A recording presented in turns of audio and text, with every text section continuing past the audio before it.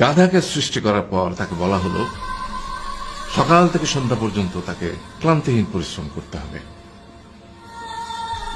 সারা জীবন তাকে পিঠে ভারী বোঝা বইতে হবে, খেতে পাবে শুধু ঘাস, আর তার মাথায় কোনো বুদ্ধি থাকবে না।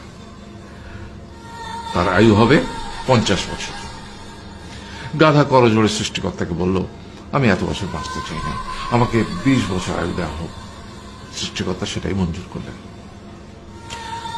কুকুরকে যখন সৃষ্টি করা হলো তখন তাকে বলা হলো যে সে হবে মানুষের সবচেয়ে বড় বন্ধু, কিন্তু সে খাবে মানুষের উচ্ছিষ্ট, এবং তার আয়ু হবে 30 বছর।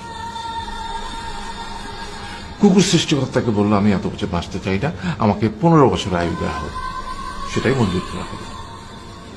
এরপর বানরকে বলা হলো, তুমি শুধু গাছের এ ডাল থেকে ও ডালে ঝুল খাবে এবং নানান রকম ফন্দি ফিকির করে মানুষকে আনন্দ দিবে, তোমার আয়ু হবে 20 বছর। বানর বলল, আমি 20 বছর বাঁচতে চাই না, আমাকে 10 বছর দেওয়া হোক। সেটাই মঞ্জুর করা হলো।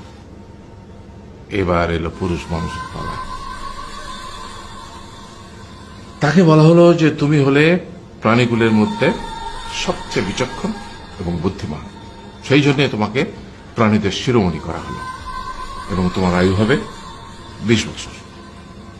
তখন পুরুষ মানুষ বলল, করজোড়ে বলল সৃষ্টিকর্তাকে যে 20 বছর আয়ু অত্যন্ত কম, হে প্রভু, আমাকে ওই গাধার সে যে 30 বছর আয়ু চায়নি সেটা আমাকে দেয়া হোক, ওই যে কুকুর 15 বছর ফিরিয়ে দিয়েছিল সেটাও আমাকে দেয়া হোক, আর যে বানর 10 বছর নেয়নি সেটাও আমাকে দেয়া হোক। 20 বছর অত্যন্ত কম, আমি দীর্ঘদিন বাঁচতে চাই। সৃষ্টিকর্তা সেটাও মঞ্জুর করলেন। তারপর কি হলো? সেই থেকে ছেলেরা পুরুষ মানুষ হিসেবে বাঁচে 20 বছর, তারপরের 30 বছর সংসারের বোঝা পিঠে করে বয়ে বেড়ায়, সেটা কার মতো? গাধার মতো। তারপরের 15 বছর সে তার ছেলে মেয়েরা যা দেয় সেই রকম ঠিক কুকুরের মতো উচ্ছিষ্ট খেয়ে বাঁচে।